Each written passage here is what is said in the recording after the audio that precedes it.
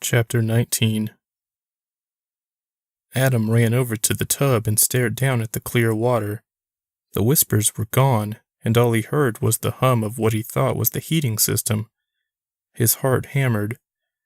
This was all real. Tabret could travel through water, and Adam could travel to the past. He was about to see his dad again, but now he had to wait for Tabret to return. He didn't want to wait in this gross bathroom, though, so he went out into the hallway. There were 2 rooms at the end, one on each side. Only one door was closed. The room on the left had 2 tubs pressed together. He didn't go into this room, however. He was drawn to the closed door. He wrestled with his morality. This wasn't his home, and Tabret had told him not to do anything while she was gone. But something was going on in this closed-off room. He could hear a hum behind the door. He reached for the knob. "What are you doing?" Tabret asked a few feet away. Adam jumped back from the door and stared at her. "I heard a noise." Tabret put her hands on her hips. She was soaking wet. "I don't care if the Pope rode by on a unicycle while juggling babies. I asked you not to do anything." "I got bored," he said defensively. "I was gone for a minute." Adam walked up to her. "Why were you gone for such a short time? Didn't like the person?" "She fainted as soon as she saw me. I heard a lot of voices coming from somewhere in the house. I should probably update the video to tell people they should be alone when they call. Ready for the rules of time travel?" She rubbed her wet hands vigorously. Adam shrugged. "Sure." "Whoa, tame that enthusiasm," she said sarcastically. She then went back into the bathroom and grabbed a pitcher full of what looked like mercury from under the sink. "What's that?" Adam asked. "This," she said as she held up the pitcher, "is time travel juice. Pouring this into the tub opens the portal to the past.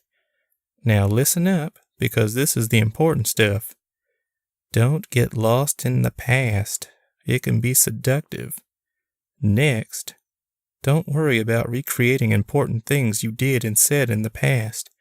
The past is already written. You're just visiting. If you said or did anything to someone that left a lasting impression, the universe will make sure they remember it, even if you don't do it again while you're visiting. Lastly, don't create life where there was no life before. In other words, don't knock anyone up." "I'll be a kid, but okay," Adam said with a grin. "I don't know how far back you're going, smart guy. Also, don't save a life that ended. The universe won't like that." She raised an eyebrow. "I'm just going back to find out who killed my dad." "Yes, I remember you telling me you wanted to spend more time with him. You may want to start out with an easy trip for your first time. Work your way up to the incident in question." Adam nodded. "I agree. I've been nostalgic for the late 80s. I might start off with the first family reunion I can remember." "Good," Tabret said as she poured the juice into the tub. "Think of your destination in your mind, or say it out loud as you travel. Doesn't matter. That will help you transport your consciousness into the body of your past self." Adam nodded. "Got it." Tabret grinned. "Before I forget, you have to be naked." "Excuse me?" "You can't take anything back with you. No clothes, phones, etc." "You aren't naked when you travel," he stated. "That's because I'm just traveling to a different place in the present. It's practically the same as driving. Going to the past is different." Adam sighed. "Fine. Do I have to be naked in front of you?" "Not at all. I'll wait outside. Before you do anything, though, you must know one thing.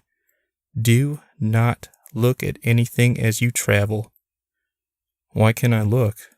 he asked. "Just don't. You have to travel through space and time, and the side of that bridge is not meant to be seen by human eyes. Horrible things might happen to you if you do. Wear this." She handed him what looked like a sleep mask. "They're specially designed to not appear on your past self. They'll reappear as you return, so you don't have to remember to put them on." Adam suddenly grew cold. "Okay, I'll keep my eyes shut. Do I have to hold my breath too?" Tabret laughed.